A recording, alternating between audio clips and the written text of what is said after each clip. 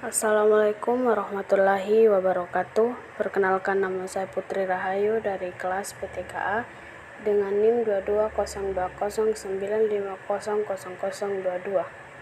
Saya akan menjelaskan materi mengenai multi-tap access.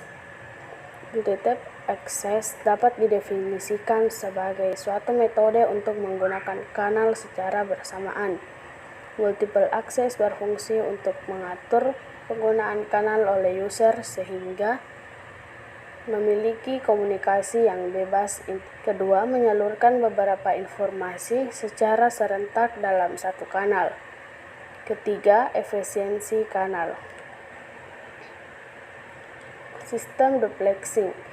Sistem komunikasi duplex merupakan sistem komunikasi dua arah yang memungkinkan penggunanya untuk mengirim dan menerima informasi secara bersamaan. Teknik duplexing. Frekuensi division duplex (FDD) menyediakan dua band frekuensi yang bertiap user, yaitu forward channel dan reference channel. Kedua, time division duplex atau TDD menyediakan waktu yang berbeda untuk membedakan forward channel ataupun reference channel. Jenis multiple access. Yang pertama ada frekuensi division multiple access, kedua time division multiple access, yang ketiga kode division multiple access. Yang pertama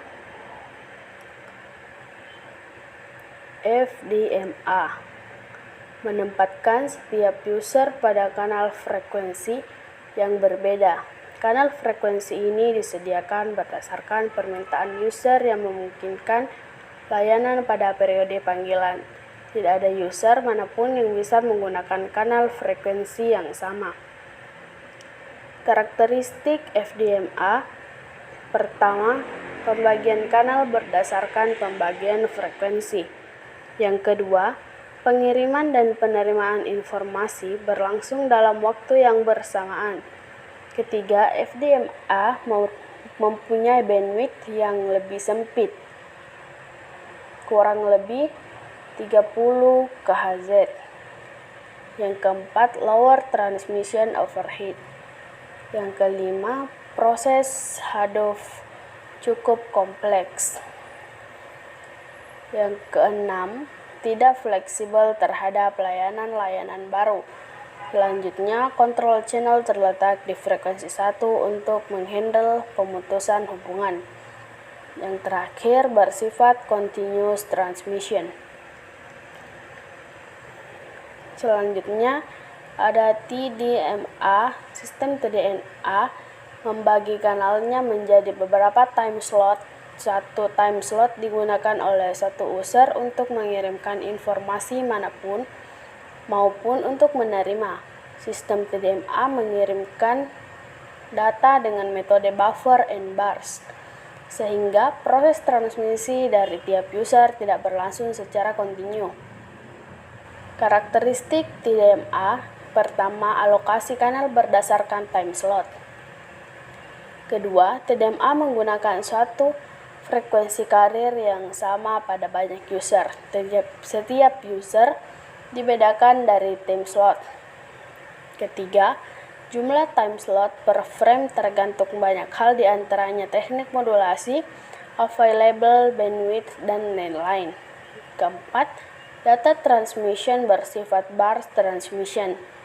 Yang kelima, proses handoff menjadi lebih sederhana dibandingkan FDMA. Selanjutnya, memerlukan bit-bit sinkronisasi. Yang terakhir, alokasi slot bagi user bisa beragam tergantung pada kebutuhan dari user. Selanjutnya ada CDMA. Semua user CDMA menggunakan frekuensi carrier yang sama dan waktu pengiriman yang serempak. Setiap user memiliki kode pseudo-random yang berbeda dan saling ortogonal satu sama lain. Kedua, bandwidth pada sistem CDMA sangat lebar bila dibandingkan dengan bandwidth pada umumnya. dibutuhkan untuk transmisi. Pelebaran bandwidth ini didapat dari perkalian sinyal message dengan bandwidth yang sempit dengan kode penebar yang memiliki bandwidth yang sangat lebar. Karakteristik CDMA. Pertama, user pada sistem CDMA menggunakan frekuensi yang sama. Sistem duplexing dapat menggunakan TDD ataupun FDD.